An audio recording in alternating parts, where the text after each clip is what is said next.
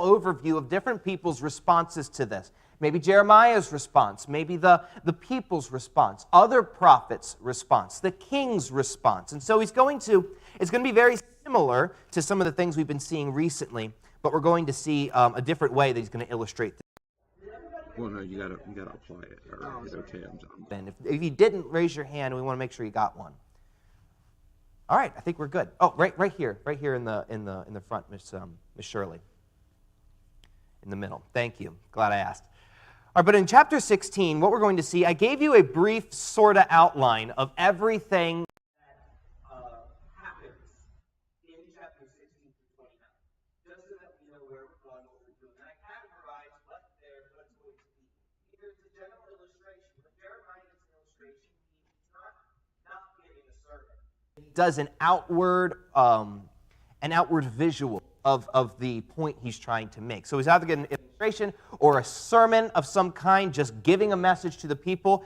And in this, sometimes there's a story of something that took place in Jeremiah's life. And the very last thing he does, he actually writes a letter to some of the people who've been taken captive. So we'll see those. I won't walk through them, but we'll see them as we go along. But in chapter 16 and 17, and really half of 17, we see his first point. I called it abstinence because he abstains from several things. And I could say that, but I think it's going to be hard to follow unless we just read the chapter. So this first sermon, this first illustration he gives is from chapter 16 through the middle of chapter 17. And I think the most beneficial thing for us to do is read our passage this morning, which is going to be all chapter 16. So let's do that so we have it in our mind, and then we'll get into it. I actually have a simple sermon with 2 points. Fancy that, and only a little bit on the one page. So we'll try to make it more complicated than it needs to be. But I want to give us a little background. So Jeremiah, chapter 16, let's start in verse number 1.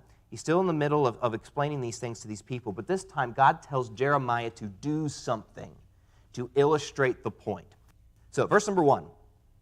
The word of the Lord came also unto me, saying, Thou shalt not take thee a wife, neither shalt thou have sons or daughters in this place. For thus saith the Lord concerning the sons and concerning the daughters that are born in this place, and concerning their mothers that bear them, and concerning their fathers that begat them in this land, they shall die of grievous deaths. They shall not be lamented, neither shall they be buried, but they shall be as dung upon the face of the earth, and they shall be consumed by the sword and by famine. And their carcasses shall be meat for the fowls of heaven and for the beasts of the earth. For thus saith the Lord. Then he goes on to a second thing he tells Jeremiah to do. Enter not into the house of mourning, neither go to lament or bemoan them. For I have taken away my peace from this people, saith the Lord, even loving kindness and mercies. Both the great and the small shall die in this land. They shall not be buried, neither shall men lament for them, or cut themselves, or make themselves bald for them. Neither shall men tear themselves for them in mourning, to comfort them for the dead.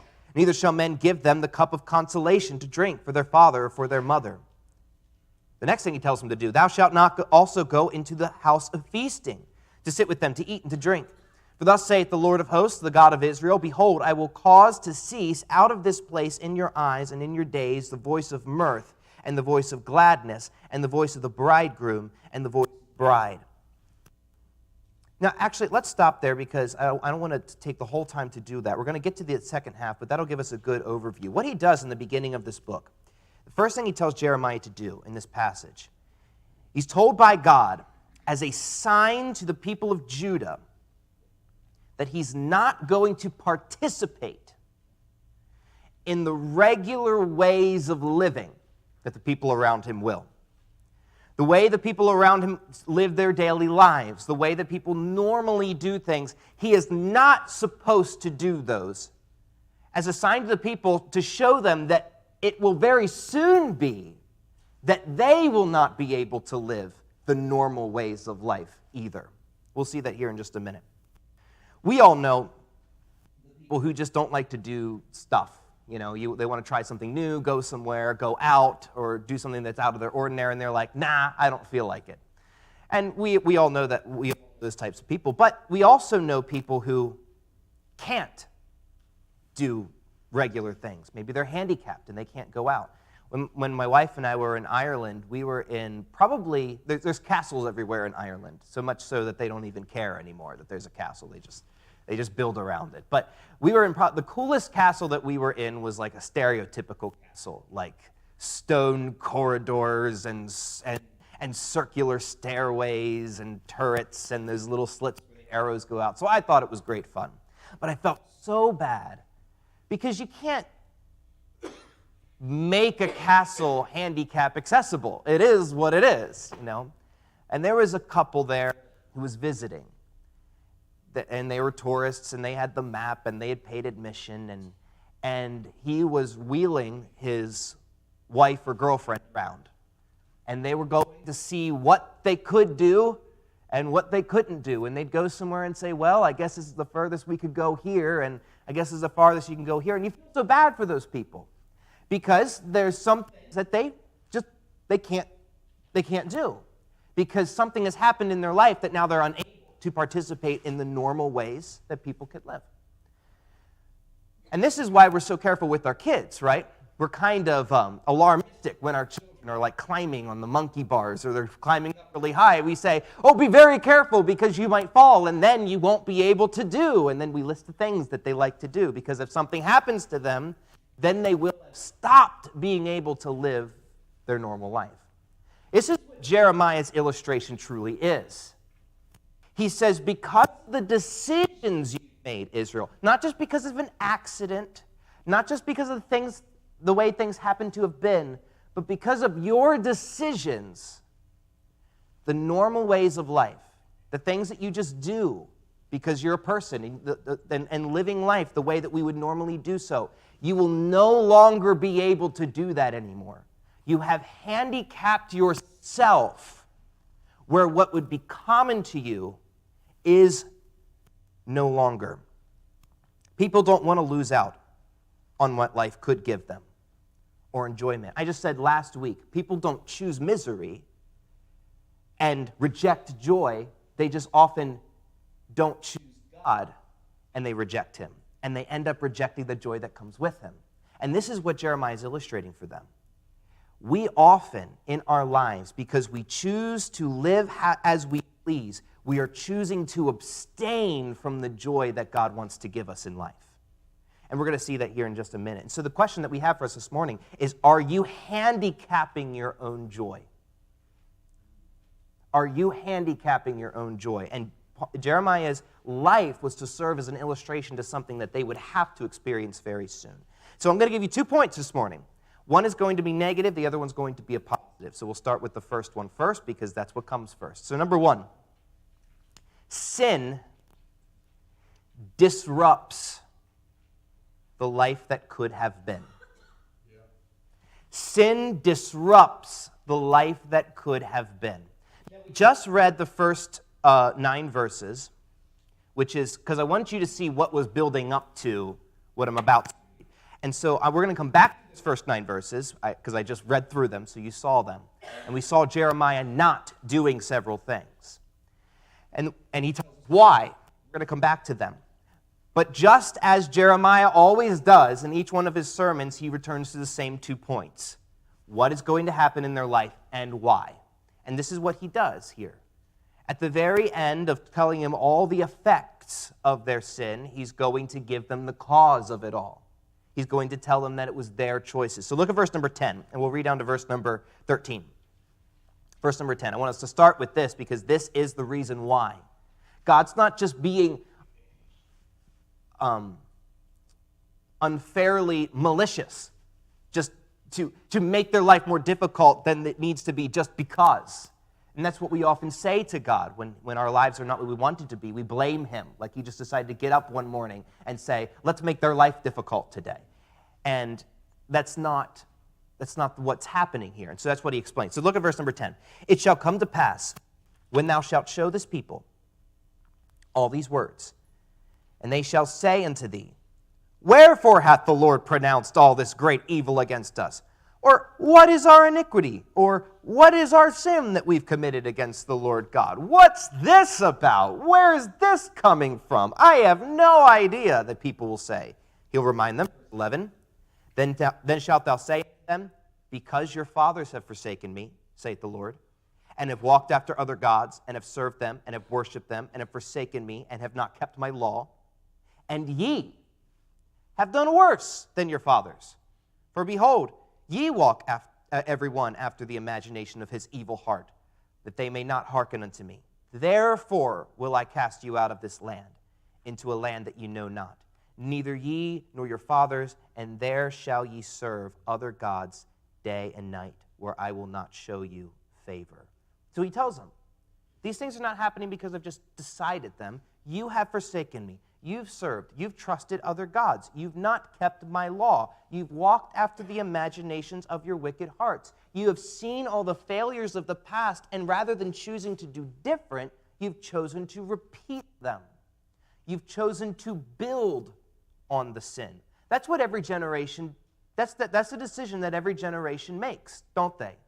Either we choose to build on sin, another layer, or we choose to reject it and go a different way.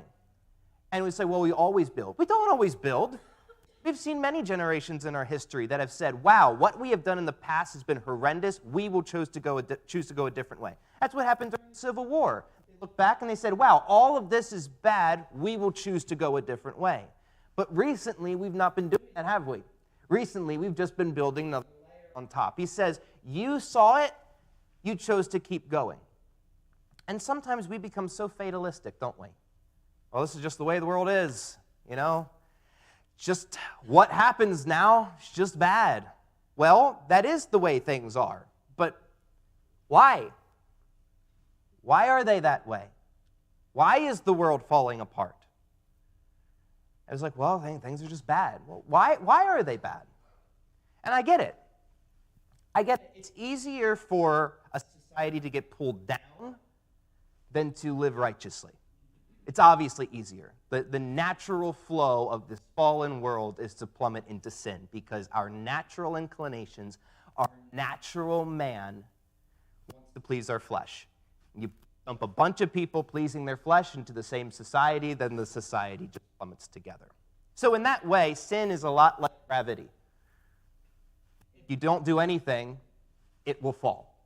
If you just leave it to its own devices, you don't choose to counteract it, that's what will happen. People don't naturally become godly, they become godly on purpose. But when we have gravity in our life, we don't just say, oh man, well, I guess I need a new pen, you know, because okay, that happened, but every day we counteract the natural way that things go. When the world brings things down, we have to purposely pull it up. If we never counteracted gravity, then we'd have to constantly buy a new pen every time we dropped one. The same thing with our decisions. Naturally, things will fall. We have to choose to counteract it. We have to choose. This is the way things are going, but you have not chosen purposely to go the other way. This has been your choice. And so how has it disrupted our life? Jeremiah gives 3 illustrations.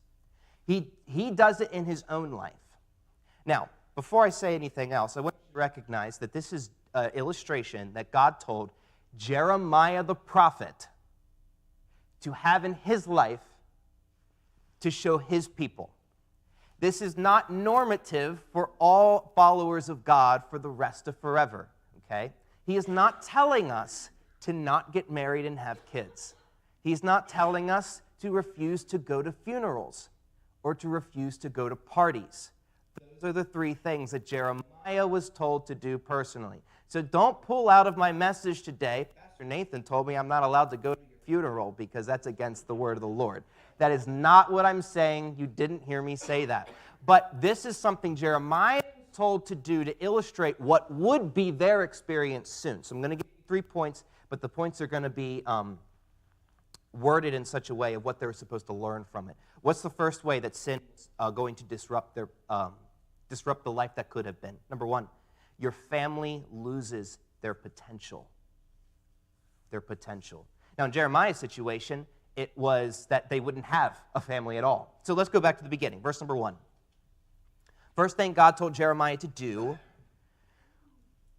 was to not take a wife. Verse 1. The word of the Lord came also unto me, saying, Thou shalt not take thee a wife, neither shalt thou have sons or daughters in this place. For thus saith the Lord concerning the sons and concerning the daughters that are born in this place, and concerning their mothers and that bear them. concerning their fathers that begat them in this land. They shall die of grievous deaths. They shall not be lamented, neither shall they be buried, but they shall be as dung upon the face of the earth. And they shall be consumed by the sword and by famine, and their carcasses shall be meat for the fowls of heaven and for the beasts of the earth. He's saying that is what will happen soon. And so he said to Jeremiah, don't marry or have any kids, because the future of all women and children in this country is bleak. And very soon, as a sign and a testimony to what will be very soon happening here, don't have a family, because there'll come a day where men of Israel will wish that their families did not have to go through what's going to happen in the very near future. Now remember, just like the Israelites, it can be easy to take from that this is the way the world is. But remember, we just read it a second ago, verse 10 through 13.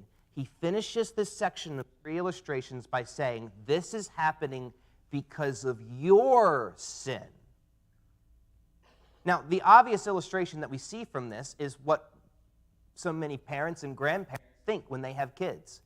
They start thinking about the way they're going to decorate their nursery, and they start thinking about what colors they're going to have, and they're going to teach their kids, and what they're going to wear, and whether or not they're going to dress them in a bow tie on Sunday morning, because that's cute, and all the things that go along with raising children. But then it crosses their mind at some point, and it crosses the grandparents' mind especially at some point.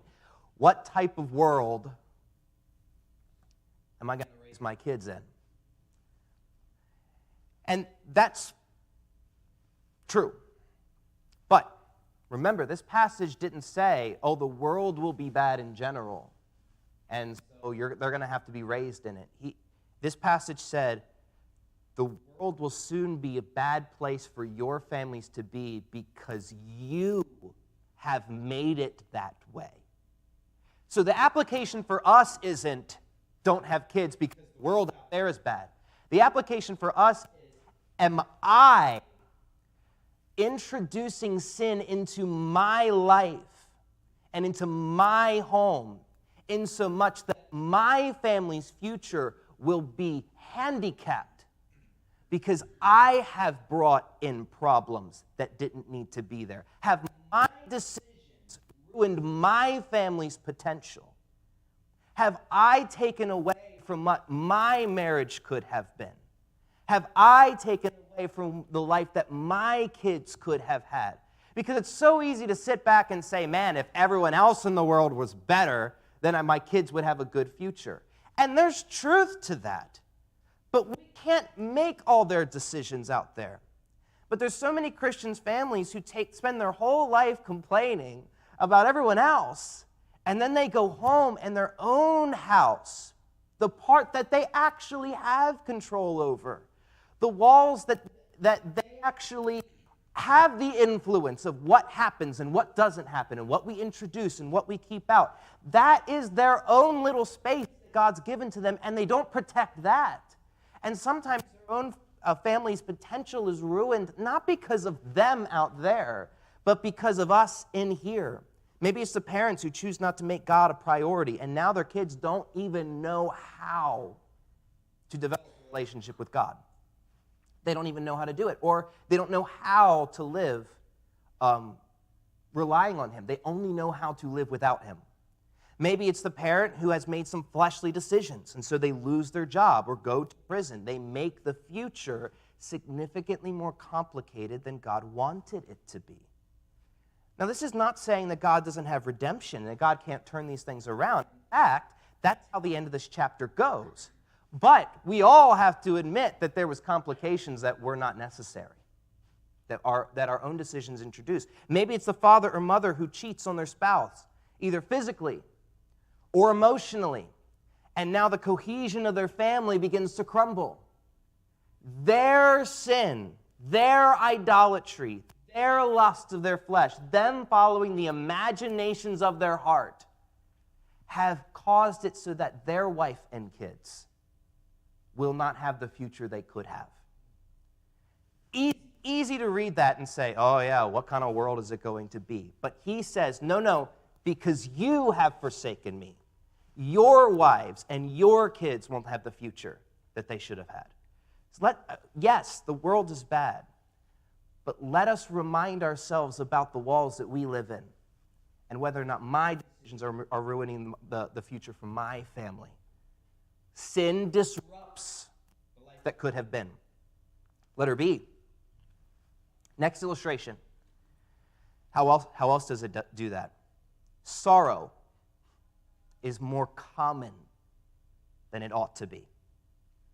Sorrow is more common than it ought to be. So, next illustration. Don't take a wife and kids, because there's going to come a time very soon where fathers will wish their wives and children won't have to go through what will take place because of their sin. Next, he tells him not to go to any funerals anymore. By the way, our fellows are coming by. If you could take that attendance slip, do us a favor, just scratch your name on it. We just want to take attendance, have a good idea of how many people we have in here. And when they come by with the offering plate, just drop that in so we know who's here this morning. That would be great. Verse number 5. For thus saith the Lord.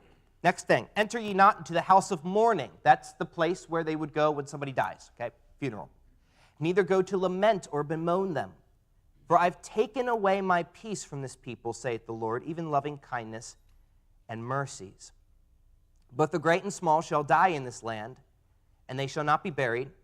Neither shall men lament for them, or cut themselves, or make themselves bald for them. Neither shall men tear themselves for them in mourning, to comfort them for the dead. Neither shall men give them the cup of consolation to drink for their father or for their mother.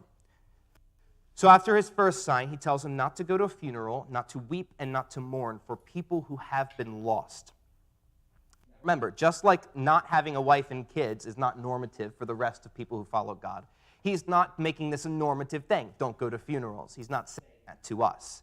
Jeremiah specifically was doing that as a sign to the people there. Why? It seems odd, doesn't it? Don't go to a funeral. Do you not care about the people? He's using it as a sign for what will soon be. What could possibly cause it to be that we will not go to funerals? How is that part of our future? He tells us. He says, because so many people soon, small and great, there will be so many people who will die. We will not have a funeral for every one of them. I mean, think about a funeral you've been to. It takes up a week or two of planning, and then you have the funeral itself, which consumes the whole day. Imagine if thousands of people you are close to all died in the same 2 weeks. Will you have a funeral for all of them the same way that you would have? You can't. I mean, think about the Civil War. Think about that. Guys were, well, let's just find a hole. We would have mass funerals where we would mourn for all of them. And he says, you're quickly getting to the point, watch, where sorrow will be so common that a single instance of sorrow doesn't stand out anymore. That's what he's saying. He's not saying the people aren't important. He's just saying there will be so much problems that you can't focus on one of them anymore because there's just too much sorrow to focus on one over the other. And he talks about the different ways of mourning, weeping, lamenting for them. In those cultures, especially in the East, it was customary, almost required that you wept at a funeral. Not like you would go in and you would cry and you hold it back. No, you would wail. Like that's why they would often, if there was a whole lot of people who liked the person, they would hire mourners to come and to wail and like actually wail. That's actually a thing to this day in certain cultures where people will cry out loud for the loss of this loved one because we thought we were respecting them more that way. He labels a few pagan practices of mourning as well, like cutting yourself or tearing yourself or even drinking afterwards in order to drown your sorrows. He says none of that is going to be able to be specified for any one individual because there'll be so many problems. Now, there's a sense in which what he's saying here is we become desensitized to the problems of life. There is a sense in which mourning is good because if we have enough time to mourn over something, that means God's blessed us enough that it's not just there's so much of it that it becomes commonplace. And he's saying you'll have no time to mourn because sorrow will be so commonplace. You'll begin to have a high pain tolerance because you'll have a lot of pain. I don't have a high pain tolerance. If somebody tortures me asking me for information, they're going to get it all. And some people do, but some people have emotionally high pain tolerance. I mean, Brother Carl could say this too. You know, sometimes you pick up kids on the bus, or you have kids in your kids club or in your youth group, and they start, and you talk to them about their life, and they'll tell you stuff about their life. Like, yeah, my parents split up again, and we didn't have enough money for food, or, you know, they just got out of jail or just went into jail, and they say it so nonchalantly. Like in passing, hey, can I have candy? Right afterwards, just, like it's just part of conversation. Why? Because that's just the way life is. Contention and arguments at home, that's just the way life is, you know? That's just how we talk to each other. We're always mad at each other. That's just how things are. And after a while, it doesn't bother them anymore, which is so sad that sorrow is so normal. This is what he says here. This is what Jeremiah is saying. When you add sin into your life, you make sorrow more common than it needed to be.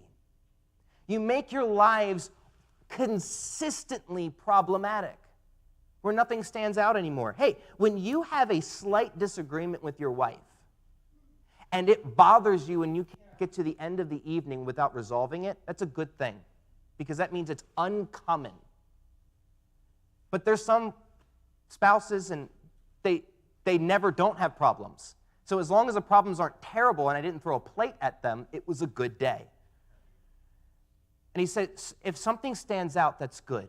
When everything becomes normal, that means you're introducing things into your life that you're becoming desensitized to. You're developing a high pain tolerance that I didn't require you to have. Sorrow becomes more common. See, joy is scarcer than it would have been. By the way, I really wanted to write more scarce, but Word didn't like that, so I think it actually is scarcer. So for those of you who question that, I did a little research. That's the comparative. Joy is more scarce than it should have been. It's scarcer than it should have been. So he goes to the next thing. So don't take a wife and kids, because very soon the families in your neighborhoods will wish their wives and kids would not have had to go through what you're about to experience. Don't go to a funeral as a sign that very soon your community won't have time for a funeral to mourn individual loss. Then he tells them not to go to a party, the opposite. Verse number 8, Thou shalt not also go into the house of feasting, to sit with them and to eat and to drink. Why? Because very soon you will not have time to feast. For thus saith the Lord of hosts, the God of Israel, Behold, I will cause to cease out of this place in your eyes and in your days the voice of mirth. Mirth is an interesting old word. It has the idea of not frivolity in the negative sense, but frivolity in the positive sense. We just had a good time. We had joy. We had a party. We laughed. We sang. We danced. That's the idea of mirth. There won't be the voice of mirth, the voice of gladness, or the voice of the bridegroom and the bride. You go to a wedding. Picture a wedding day, good illustration of a good party. We all get together, we all cry because we're all happy, and everything's good, and new lives are starting, and then we go and we eat food, and we play music, and we spend time with family, and it's just a good day. And you go to sleep at the end of the night, it's just like, oh, what a happy day. He says, you're not having those days soon. And Jeremiah, as a sign to the people, wouldn't attend those as a sign to say those are going to go away. Because just like there won't be funerals because there's a abundance of sorrow, due to that abundance of sorrow, there will be no place for joy. We've all been to this is a good way to think of it. We've been to a funeral where we understand, even if we can laugh here and there, you can joke with your family and friends a little, there is a understanding that the amount of joy we're even able to or even allowed to have is capped at a significantly lower level than a normal day. We all know what that is. There's a code that you can't enjoy that day too much, and you not only shouldn't you, but you really can't. Because of the sorrow of the day, there's only so much joy you can have. It's capped off, way lower than it should be. This is what he's saying. your society is getting to a point where the amount of joy that you really should or even can experience is going to be capped. I mean, think about the situation you just described a second ago, where so many people will be lost. We won't have enough place to bury them. There'll be so much sorrow. There'll be war. There'll be desolation. When are you planning a party? When's the next time you're going to have everybody come over to your house for a barbecue? When does that get on the calendar? He says you're going to come quickly to the point that that's not part of your life. Your life is filled with cleaning up. Your life is filled with just trying to bring things back to normal. You didn't have a party where you had feasting and dancing. People aren't scheduling a wedding for next week either. And it says that's what you have introduced into your life. Your decisions have capped the amount of joy your family and your communities are able to experience. And like I said, yes, our world really caps joy. Yes, our world really caps joy off. I mean, we can't hardly just enjoy people anymore, right? Every person is labeled by whether or not they're our friend or our enemy, you know. But do they agree with us on everything? Do I like you or not? And there's just constant contention with the world around us. And so we can complain about that, and that would be true. But remember, he says, this is because of your decision. So we have to ask the question, am I, because of my sin, allowing the amount of joy my family can experience to be capped lower than it should be? I mean, this is Father's Day. And fathers who biblically should be the head of the homes should be thinking about the decisions they are making and whether or not they are ruining their own family's potential, whether or not they are making their lives more sorrowful than it needed to be, whether or not they are making it so that joy can really only reach a certain level before it seems almost disrespectful to what your family is going through, but it's only going through it because of the decisions you've been making. He says sin disrupts life the way that it should be. And everyone's going to be walking down the streets and thinking, what's Jeremiah's problem? Won't marry anybody, won't have any kids. He doesn't go to anybody's funeral. He never goes to any parties. What's his problem? How could you live like that? How indeed. And very soon they will see what Jeremiah did as a sign to us we all have to do because of what we've chosen to be. So that's the negative point. Number 2, he finishes the chapter by saying this: the harder you fall, the greater the witness to God's glory when you rise. The harder you fall, the greater the witness to God's glory when you rise. When your life falls apart and you hit rock bottom, the extent that sorrow is normal, joy is scarce. Much of your potential of your future is forfeited. In those situations is when God's grace shines even brighter. When God helps people's lives that haven't fallen apart, it's good. And God's glory can be shown in their life all the time. And so that's a witness to God's glory. But what he shows in this chapter is something that's very odd for Jeremiah because he's more of a judgment prophet. But he reminds them that, yes, this is coming in your future.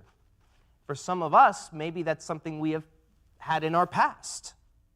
Maybe we would say, wow, I did really change the potential for my family. I really made sorrow more common than it should have been. I capped the joy in my family. Maybe that's something we have had. And then we can get into this spot where it's like, well, now it's done. What's really cool about the story of Israel is that the Old Testament, if it's anything, it's a story of Israel failing most of the time. And yet the fact that the covenants that God made with the people of Israel are still true show us that no matter how much we fail God, he is always willing to meet us where we are. And this is what he says here. After all of that, after what we just read, after how bad the first part of chapter 16 was, he switches tones and he moves to their future. Not their immediate future, but their future down the road. Look at verse number 14. Therefore, behold, the days come, saith the Lord, that it shall no more be said, the Lord liveth, that brought up the children of Israel out of the land of Egypt, but the Lord liveth, that brought up the children of Israel from the land of the north, and from all the lands which he had driven them. And I will bring them again into their land that I gave unto their fathers. Behold, I will. Why does that have to happen? Because there's going to be problems in their near future. I will send many fishers, saith the Lord. They shall fish them. After will I send them many hunters. They shall hunt them from every mountain, from every hill, and out of the holes of the rock. Mine eyes are upon all their ways. They are not hid from my face, neither is their iniquity hid from mine eyes. First I will recompense their iniquity and their sin double, because they've defiled my land, and they filled my inheritance with the carcasses of their detestable and abominable things. Now he puts this kind of out of order. He reminds them that the reason this bad situation is coming is because of all their sin. And so he says there at the end, he says, I'm going to, very soon, because of their sin, send after them fishers and hunters, pictures of those that go to catch the fish, catch the animal. He says those nations that are coming to hunt you, and they will. And why are they doing that? Because of your sin, because of those abominable things that you've brought into your life. But he says, in the future, no longer will we say, the Lord lives, who brought us out of the nation of Egypt. Now, when we read through the prophets and through the books of history, that's usually how God is identified, isn't he? I am the Lord your God, who brought you out of the land of Egypt. And always goes back to that. Now, why? Why? A lot of reasons. One is that it has shown God's power. At their lowest point, they were made a nation. And he refers back to that glorious moment of redemption to say, if I could do that then I can help you now. If I can do that then, I'm worthy to be listened to. If I can do that then, I'm worthy to be obeyed. I am the Lord who brought you out of the land of Egypt. I live. He says, no, but we're not going to call him that anymore. Because very soon, that's not going to be our point of reference. Very soon we're going to say, the Lord liveth that brought us back from the nations of the north and from all the nations round about. He says, very soon you're going to be taken away, but I will bring you back. And that will be your point of reference. It won't be something so long ago, it'll be something that I recently have done. And that will be your point of reference for the future after you. It says, God can be involved in my life in a meaningful way because he also did this. Now, why is that important? Because he's saying this terrible thing that you have allowed into your life, I will be there to help you out of it. And you will see that for the rest of your history as a sign of my ability to be there for you, to help you, to redeem you. So it's a sign, two things. It's a sign for yourself. Letter A. It's a sign for yourself. This was going to be their history. It was going to be in their life. God brings us through hard times. When joy has been capped, sorrow is too familiar, our family takes a step back, but he wants us to see redemption in it as well. He wants us to see that he lives and he works, and that the harder we fall sometimes can be the best stories of redemption. Think about Paul. He was a murderer of Christians, and then he was an apostle of the church. Think about Rahab. Rahab the harlot, and then she chose to join Israel. That alone is significant. She became part of the people of God. She accepted it for herself. But beyond that, she became part of the lineage of David and of Jesus himself. And so God, we can use those people as stories that no matter where you have been or what you have done or how hard you have fallen, we can use what God does in our life as a reference to say God lives and he works. So it's for us. When we make mistakes, and we all do, and maybe they're to different degrees, maybe we have suffered different amount of consequences, maybe we allow it to go farther than other people or less, but we can still point back in our own life and say, God lives, who brought me out of that. We all have those points of reference in life. Maybe your salvation, like theirs was for Egypt. But maybe it's something way beyond that, where even though you have been saved, you have chosen to go back the way of the world. And so now you're experiencing those same worldly consequences again. But you can point back at that and say, hey, that was a good moment in my life now that God has brought me out of it. And the harder you fall, the more glory it is to God when you rise. But it's not only for you, the letter B, it's also for others. It's for others. The prophets often point out the fact that if the nation of Israel fell, it would be a really bad testimony to the people around them. And there's a certain level of truth to that. Nathan the prophet, whom I'm named after, says to David that the name of God is blasphemed to the Gentiles because of you. And that was true. The things we do take away glory from the Lord in the eyes of people. We can't steal glory from God, but we can make God's name look worse than it is because his name is stamped on us. But those moments of redemption where God brings us out of those things can make God look greater than they expected him to be. Because this is exactly, I wouldn't have made this point because I wouldn't have expected it. But this is exactly how he finishes this chapter. He says, no more will you say, God lives who brought us out of Egypt, but God lives who brought us back from the land of the north and from all the nations where we're going to go into captivity. You're going to say that. But then he says, but what will everyone else say? What will they see in that? Well, he tells us here at the end, verse number 19. Verse number 19.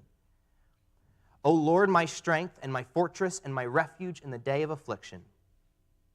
The Gentiles, so everyone who's not us, shall come unto thee from the ends of the earth and shall say, surely our fathers have inherited lies, vanity, and things wherein there is no profit. Shall a man make gods unto himself, and they are no gods? Therefore, behold, I will this once cause them to know. I will cause them to know mine hand and my might, and they shall know that my name is the Lord. There's two applications to this. The one is more prophetic. Eventually, God will bring all of Israel back to his land, and that's more of an end times thing. And additionally, it's more prophetic to say that Gentiles will be brought to him and to see him as the only true God. And Lighthouse Baptist Church is an example of that being fulfilled. A room full of Gentiles who have come to see the Lord for who he is. But there's an immediate fulfillment to what Jeremiah is saying as well. That after 70 years, I will bring Israel back to this land. And at that time, the nations around us will look and they will say a couple things. They will see how powerful the Lord is to preserve a people who has fallen that low. And this is what they'll conclude. Those people who live without God will look at their own life and say, wow, I've inherited lies. I've been taught vanity. I have been told to worship gods that are no gods. And he says, so I will let them know my hand and my might. He says, when God works in you at your lowest point to bring you back to himself, the people around you see in their life that they don't have a God like that. And that they have been told to trust in things that are not trustworthy. Your life may have significantly more unnecessary sorrow and limited joy than it needed to be because we're sinners. But it is true that every failure in our life can be turned into a story of redemption to the glory of the Lord. The unsaved world around us should see the goodness of God in our life and be able to say that they have inherited lies and vanity, things that have no profit. And so they should be able to look at your life and say, I don't want to end up where I'm going, but I want what you have. Because even though you failed, God brought you back, and I failed, and so I want a God like that. Jeremiah says to these people, it's a bad future, but you know what? God's going to do something good out of it if you let him use that. So the abstinence of our prophet. We abstain from joy more than we should, but God says use it. and allow him to bring you out on the other side, because he can. Let's pray, and we'll finish that sermon next week. He only has about 18 more verses left in that in chapter 17, so we'll talk about that next week before we're done. Let's pray. Father, thank you so much for our time together today, and Lord, so many of us in here can think to maybe even recent times where we have put ourselves in a situation that you didn't have planned for us. You didn't want us to do that to our family or to do that to ourselves. But Lord, help us not to feel dragged down by what we have done. Help us to see it for what it is and then allow you to work in our life so that it can be a testimony to ourselves of how you've given us redemption in the immediate, not just for salvation, not just for eternity, but for our lives today, and that it would be used as a testimony for others around us, that you are a good God, you are a gracious God, you are a merciful God, and help us to see your glory in it. And so we ask for your help. And Lord, there's several different areas that we can apply to our lives, and maybe everyone in here got something different, but help us to see it for what it is and to apply it appropriately. So we ask for your help in our hearts. Speak to us. Praise in your name. Amen. A couple prayer requests very quickly before we're done. And I'm going to mention, thank you, Brother Pat. I'm going to mention one just in case I forget. The Stovers, I told you a couple weeks ago, they were planning on being back. They sit over here in front of Tug in that section. She had surgery, and then she told us that she thought it was good. She's going to be recovering. She was gone a little longer than I was expecting, but heard that she was doing a little better. But then he came to see me this week and said that there's more complications, and they got a different doctor who saw that some of the things actually maybe shouldn't have been done the way that they were, and so there's probably a procedure in their immediate future as well. So that's why they haven't been back, and so pray for them that that maybe this new doctor will be able to work things out the right way. And so they think they know what to do with it, but keep them in your prayers. The Colettes are praying for salvation of their relatives and then our country, that we would turn back to the Lord. The Mannings are praying for Patty Manning went back to the hospital with cellulitis, and so we had her coming back from the hospital on our prayer list, and so be praying for them that that goes well, because they were in and then they were out and they're back in again. Miss Robin Livingston is praying for her son who has COVID, so we'll put that on the prayer list as well.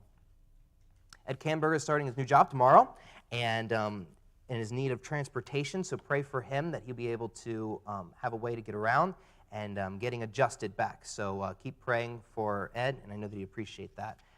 Brother Shellerman is praying for Ukraine. Of course, keep praying for the country and everything going on there. And then Miss Barb Nardone is praying she has colon problems. And then Earl, we've been praying for him, that he would his shoulder would be healed. He's been having some shoulder problems. And she's also going for an appointment this Thursday. So pray for their medical issues as well. So we'll take these to the Lord in prayer, and we'll be dismissed. Father, thank you so much for answers to prayer. Several folks back with us. But Lord, I pray that you would help all of those immediate needs that we have. I think of the Stovers, that you would give them strength. You would give the doctors the wisdom to make the right decisions in the upcoming weeks, and that Marcia would have a smooth time of recovery this time. I pray that you give them strength.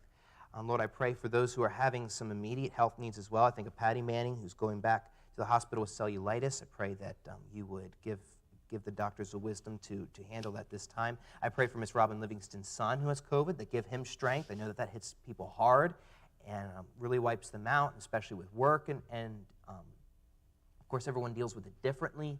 So I pray that you would give him strength as well, so he'd be able to continue on with everything he needs to do. I think of Miss Barb, who's been having some problems and has an appointment, having some colon problems, having an appointment with that. I pray that you would help that to go smoothly, and also Earl, that his shoulder would be healed and that you would give him strength through that healing process. And Lord, I pray for those who have specific needs, praying for salvation of their relatives, of course, praying for our country, praying for Ukraine. Lord, there's so many things that you're going through, doing through all of those things. It's hard to know exactly what to pray for, but I pray that you would help us to be used in the specific way in our life, that we can be a help to our country, to our communities.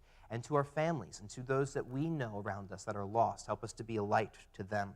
And I pray specifically for Ed and for his transition here, for his new job. I pray that would start well and that he'd be able to get back up on his feet. And then also his transportation, I pray you provide for him in a way to get around. And so we ask for your help and that you would use it in a great way. I pray that you give us what we need in the second service here in just a moment, that you would speak to our hearts in the way that you want us to grow more like you, and that we would open receptive to it. So we ask for your help, and we pray in your name. Amen. All right, thank you all. You are dismissed. We'll see you here in just a few minutes during the second service.